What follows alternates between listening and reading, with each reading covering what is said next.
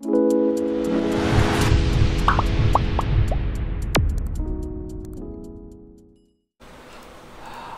বিষয় 2024 সালের নবম শ্রেণীর তৃতীয় পর্যায়ক্রমিক মূল্যায়নের ভূগোলের প্রথম সেটের প্রশ্ন এবং তার উত্তর। তোমার তৃতীয় পর্যায়ক্রমিক মূল্যায়নে পূর্ণমান থাকবে 90, সময় পাবে তোমরা 3 ঘন্টা 15 মিনিট। তোমাদের এর আগে 3rd ইউনিট টেস্ট অর্থাৎ ফাইনাল পরীক্ষার বাংলা এবং ইতিহাসের প্রশ্ন এবং উত্তর করানো হয়ে গেছে। তোমরা যারা যারা দেখোনি তার জন্য লিঙ্ক ডেসক্রিপশন বক্সে দেওয়া আছে, তোমরা সেখান থেকে দেখে নিতে পারো। তোমাদের এই প্রশ্নোত্তর পর্ব শুরু করার আগে একবার দেখে নেব তোমাদের সিলেবাসে ঠিক কোন কোন চ্যাপ্টার রয়েছে এবং সেখান থেকে কী টাইপের কত নম্বর প্রশ্ন আসতে চলেছে। এবং তারও আগে বলে রাখি, তোমরা যারা এই চ্যানেল নতুন তারা অবশ্যই চ্যানেলটিকে সাবস্ক্রাইব করে দিও এবং পাশে থাকা বেল আইকনটি প্রেস করে দিও। দেখো, প্রথমে তোমাদের যে 90 নম্বরের যে পরীক্ষা তার সিলেবাসে যেটা রয়েছে বিষয়বস্তু, দুর্যোগ ও বিপর্যয়, পশ্চিমবঙ্গ, প্রধান প্রধান অর্থনৈতিক ক্রিয়াকলাপ, মানচিত্র স্কেল, মানচিত্র পশ্চিমবঙ্গ। এর সঙ্গে প্রথম ও দ্বিতীয় পর্যায়ক্রমিক মূল্যায়নের বিষয়বস্তু সমূহ অন্তর্ভুক্ত হবে, ঠিক আছে। আর তোমাদের যে কোশ্চেন প্যাটার্ন থাকবে সেটা কীরকম থাকবে একবার তোমরা দেখে নাও।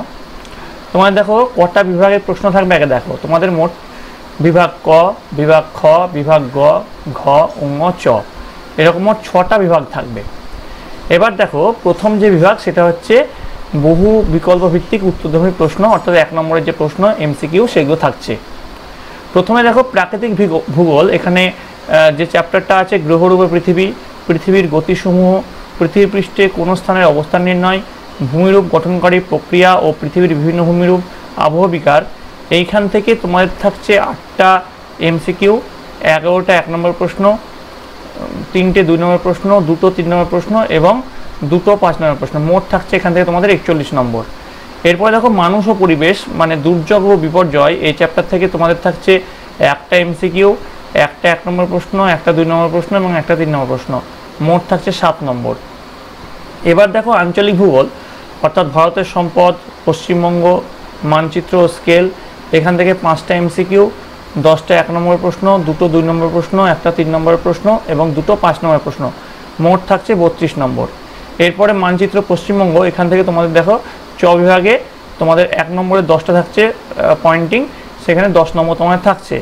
অর্থাৎ তোমাদের যেটা মোট হচ্ছে 14টা থাকছে এমসিকিউ, 22টা 1 নম্বর প্রশ্ন, 6টা 2 নম্বর প্রশ্ন এবং তোমাদের 4টে 3 নম্বর প্রশ্ন এবং 4টে 5 নম্বর প্রশ্ন এবং 10টা মানচিত্র পয়েন্টিং থাকছে। মোট থাকছে 90, ঠিক আছে। এইভাবে তোমাদের থাকবে। এরপরে তোমাদের এখানে কিছু অপশন থাকবে, সেই অপশনগুলো তোমরা দেখে নেবে, দিয়ে প্রশ্নের উত্তর করবে।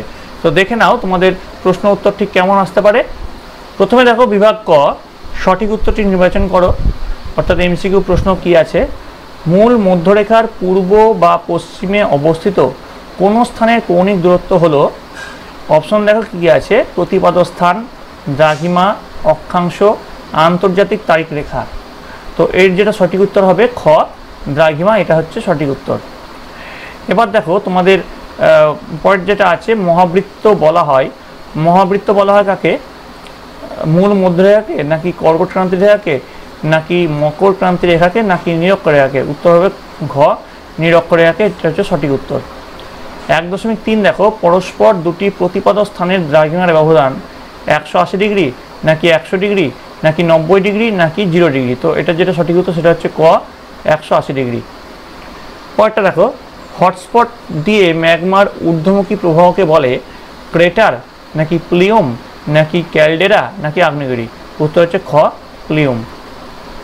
পরেরটা দেখো 1.5, ভূমধ্যসাগরের আলোক স্তম্ভ হলো ভেসুভিয়াস নাকি এটনা নাকি স্ট্রমলি নাকি ফুজিয়ামা। উত্তর হচ্ছে গ, স্ট্রমলি। 1.6 দেখো তুরণের নিম্নভূমি একটি উন্নত সমভূমি নাকি অবনত সমভূমি নাকি পেডিমেন্ট সমভূমি নাকি সম্প্রায় ভূমি। এটা হচ্ছে অবনত সমভূমি। তারপর দেখো 1.7, পশ্চিমবঙ্গের বৃহত্তম জেলা হলো দক্ষিণ 24 পরগনা নাকি উত্তর 24 পরগনা নাকি কলকাতা নাকি হাওড়া। উত্তর হচ্ছে দক্ষিণ 24 পরগনা। 1.8 দেখো হুগলি জেলা কোন প্রশাসনিক বিভাগের অন্তর্গত, প্রেসিডেন্সি বিভাগ নাকি মেদিনীপুর বিভাগ নাকি বর্ধমান বিভাগ নাকি মালদা বিভাগ। উত্তর হচ্ছে বর্ধমান বিভাগ। 1.9 ভারতের প্রথম কার্পাস বয়ন শিল্প স্থাপিত হয় ঘুষুরিতে নাকি ত্রিবেণীতে, নাকি শ্রীরামপুরে, নাকি বেলঘরিয়ায়? উত্তর হবে ঘুষুরিতে। 1.10 দেখো, সিটি অফ জয় বলা হয় কোন শহরকে? আমরা সকলেই জানি আসানসোলকে, নাকি বর্ধমানকে, নাকি কলকাতাকে, নাকি দার্জিলিংকে? তো এটা সঠিক উত্তর হচ্ছে কলকাতাকে। কলকাতাকে বলা হয় সিটি অফ জয়। কয়েকটা দেখো, হিমালয়ের পাদদেশ অথবা তরাই অঞ্চলের নুড়ি কাঁকড়যুক্ত পলিমাটিকে বলে কি বলে? খাদার, নাকি ভাঙার, নাকি বেট, নাকি ভাবর? উত্তর হচ্ছে ঘ ভাবর। 1.12 দ্বারকেশ্বর ও শিলাবতী নদীর মিলিত প্রবাহ হলো অজয়, নাকি রূপনারায়ণ, নাকি ময়ূরাক্ষী, নাকি হলদি? উত্তর হচ্ছে রূপনারায়ণ। 1.13 দেখো, আধুনিক মানচিত্রের জনক বলা হয় অ্যানাক্সিম্যান্ড্রোসকে, নাকি অ্যারিস্টটলকে, নাকি মার্কেটকে, নাকি টলেমিকে? উত্তর হবে মার্কেটরকে। ঠিক আছে, পরেরটা দেখো 1.14 ভূ বৈচিত্র্যসূচক মানচিত্রে উচ্চতা বোঝানো হয় সমষ্ণ রেখা দ্বারা, নাকি সমোন্নতি রেখা দ্বারা, নাকি সমচাপ রেখা দ্বারা, নাকি সমগভীরতা রেখা দ্বারা? উত্তর হবে সমোন্নতি রেখা দ্বারা। এবার দেখো বিভাগ ক্ষয়ে কি বলেছে, নিচের প্রশ্নগুলি নির্দেশ মতো উত্তর দাও। প্রথম যেটা বলেছে, নিম্নলিখিত বাক্যগুলি শুদ্ধ হলে পাশে সু এবং অশুদ্ধ হলে পাশে অ লেখো। এখানে 6টা প্রশ্ন দিয়েছে। নিরক্ষরেখা থেকে মেরুর দিকে অক্ষাংশের মান কমতে থাকে, এটা একদম অশুদ্ধ, যেন এখানে অ লেখা হয়েছে। সাধারণত স্তূপ পর্বতের পাশেই গ্রস্ত উপত্যকা দেখা যায়, এটা শুদ্ধ, তার জন্য সু লেখা হয়েছে। ভারতের বৃহত্তম মালভূমি দাক্ষিণাত্য মালভূমি, এটা একদম শুদ্ধ, তার জন্য সু লেখা হয়েছে। 2011 সালের জনগণনায় পশ্চিমবঙ্গ ভারতের সবচেয়ে জনঘনত্বপূর্ণ রাজ্য, এটা অশুদ্ধ, তার জন্য অশুদ্ধ লেখা হয়েছে। আচ্ছা, সবচেয়ে জনঘনত্বপূর্ণ রাজ্য কোনটা 2011 সালের জনগণনায়? তোমরা যদি জানো কমেন্টে অবশ্যই জানাবে। 5 নম্বর দেখো, দুর্গাপুরকে ভারতের রুর বলা হয়, এটা একদম শুদ্ধ। 6 নম্বর রৈখিক স্কেল একক মুক্ত স্কেল, এটা অশুদ্ধ, তার জন্য এখানে অ লেখা হয়েছে। এবার দেখো 2-এরটা কি বলেছে, উপযুক্ত শব্দ বসিয়ে শূন্যস্থান পূরণ করো। দক্ষিণ গোলার্ধের ড্যাশ হলো মেরুক্ষেত্র, উত্তর লিখবে দক্ষিণ গোলার্ধে হ্যাডলির অক্ট্যান্ট হলো মেরুক্ষেত্র। 2 নম্বর ভারতের প্রমাণ দ্রাঘিমারেখার মান, উত্তর লিখবে ভারতের প্রমাণ দ্রাঘিমারেখার মান হচ্ছে 82°30' পূর্ব।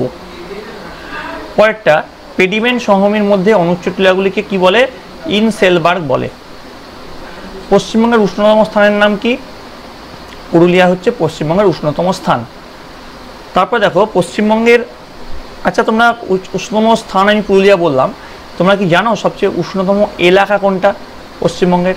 সেটা যদি জেনে থাকো কমেন্টে জানাবে।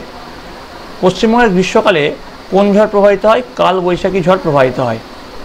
গ্রামীণ এলাকায় ভূমি জরিপ করে কোন মানচিত্র প্রস্তুত করা হয়? মৌজা মানচিত্র প্রস্তুত করা হয়।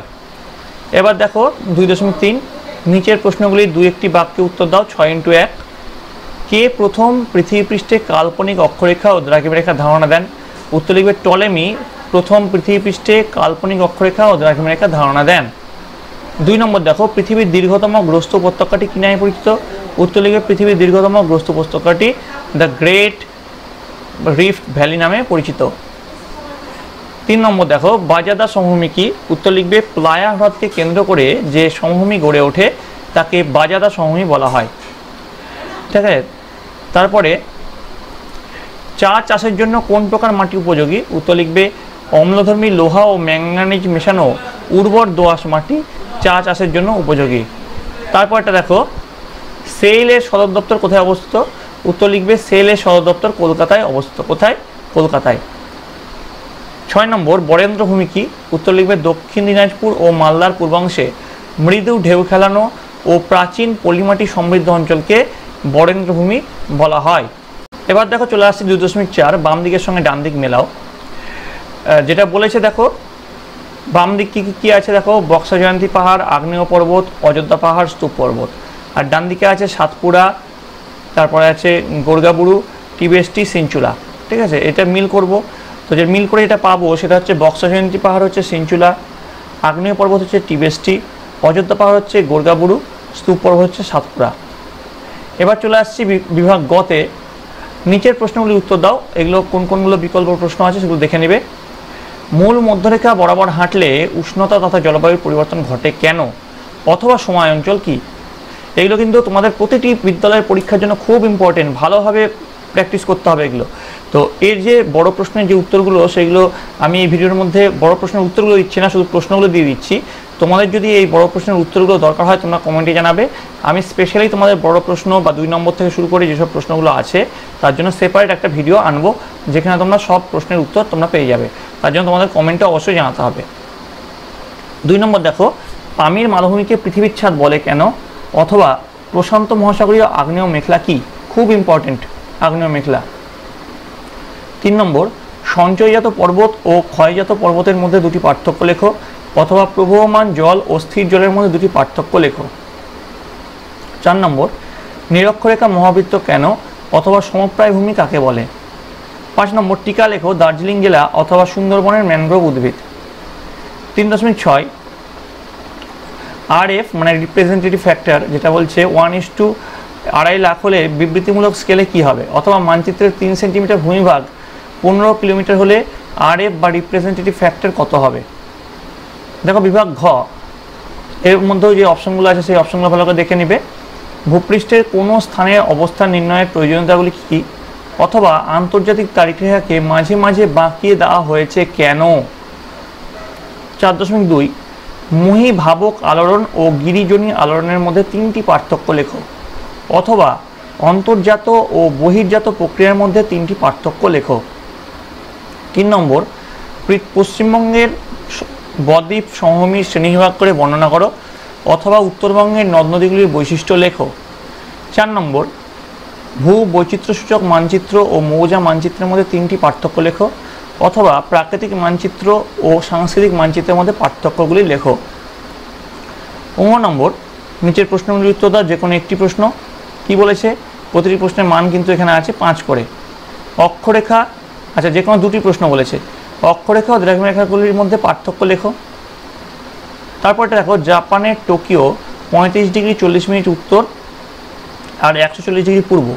এতে সময়, বার ও তারিখ যখন সকাল 11টা রবিবার 4ই জানুয়ারি, তখন লস অ্যাঞ্জেলেস যার কিনা 34 ডিগ্রি 30 মিনিট উত্তর আর 118 ডিগ্রি পশ্চিম, এর সময়, বার ও তারিখ কী হবে। 3 নম্বর দেখো, মহিকার তত্ত্ব অনুযায়ী ভঙ্গিল পর্বতের উৎপত্তি চিত্রসহ ব্যাখ্যা করো। 4 নম্বর, প্রধান 3টি মালভূমির নাম উল্লেখ করে চিত্রসহ বর্ণনা করো। তারপর দেখো 5.2 কী বলেছে, এখানেও 2টি প্রশ্ন উত্তর দিতে হবে, প্রতিটি প্রশ্নের মান আছে 5 করে। পশ্চিমবঙ্গের জলবায়ুর নিয়ন্ত্রকগুলি বর্ণনা করো।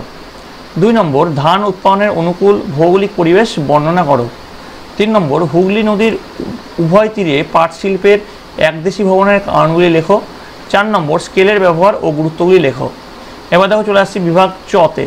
বিভাগ চতে কী বলেছে, পশ্চিমবঙ্গের রেখা মানচিত্রে নিম্নলিখিত স্থানগুলি উপযুক্ত নাম ও প্রতীক চিহ্ন সহ চিহ্নিত করো। কী কী আছে, ফালুট, শুশুনিয়া পাহাড়, দামোদর নদ, ল্যাটেরাইট মৃত্তিকা অঞ্চল, একটি চা উৎপাদক কেন্দ্র, ব্যান্ডেল তাপবিদ্যুৎ কেন্দ্র, 23তম জেলা, উত্তর পূর্ব ভারতের প্রবেশদ্বার। আচ্ছা, উত্তর পূর্ব ভারতের প্রবেশদ্বার কাকে বলা হয় তোমরা কমেন্টে জানাবে। বালুরঘাট, একটি মৎস্য বন্দর। তো এই ছিল তোমাদের নবম শ্রেণীর ভূগোলের ফার্স্ট সেটের প্রশ্ন। তোমাদের যদি আরও 1 সেট প্রশ্নের দরকার হয় কমেন্টে জানাবে, তোমাদের জন্য আরও 1 সেট প্রশ্ন উত্তর নিয়ে আসবো। আর তোমাদের এই প্রশ্নগুলোই যে হুবহু তোমাদের পরীক্ষা আসবে সেটা কোনো মানে নেই। তোমাদের এইগুলো খুব ইম্পর্টেন্ট প্রশ্ন, তোমরা তোমাদের বইটা ফুটিয়ে পড়ো এবং এই প্রশ্নগুলো প্র্যাকটিস করো। এরপরে যে সেটটা আনবো আমি সেই সেটটাও তোমরা ভালো করে প্র্যাকটিস করবে, সেখান থেকে দেখবে অনেক প্রশ্ন তোমরা কমন পেতে চলেছো। তো পরীক্ষা আসতে বেশি দিন সময় নেই। তোমরা যারা চ্যানেলে নতুন তারা অবশ্যই চ্যানেলটিকে সাবস্ক্রাইব করে দেবে, এবং তোমাদের যাদের যাদের ভিডিওটা ভালো লেগে থাকছে তারা অবশ্যই ভিডিওটাতে কিন্তু একটা লাইক করবে। তো তোমাদের ফিডব্যাক পেলেই কিন্তু আমি পরবর্তী ভিডিও আনতে চলেছি। তো তোমরা সকলে ভালো থেকো, তোমরা সকলে ভালো করে মন দিয়ে পড়াশোনা করো। তাহলে ভিডিওটা এখানেই আমি শেষ করছি।